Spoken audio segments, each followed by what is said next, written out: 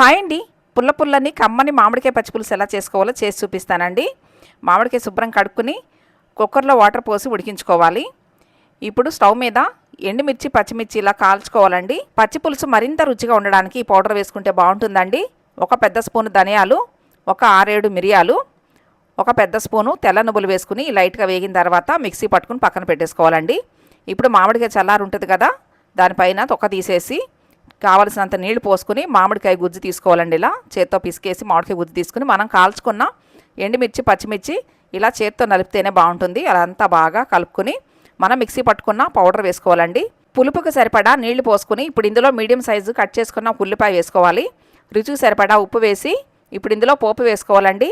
ఎండుమిర్చి, వెల్లుల్లిపాయ, ఇంగు వేసుకుని పోపు వేస్తే చాలా బాగుంటుంది. లాస్ట్లో కొంచెం కొత్తిమీర వేసుకుంటే పుల్ల పుల్లగా కారంగా చాలా బాగుంటుందండి. మీకు కూడా నచ్చింది కదా? అయితే మిస్ చేయకుండా లైక్ అండ్ కామెంట్ చేయండి, సబ్స్క్రైబ్ చేయండి.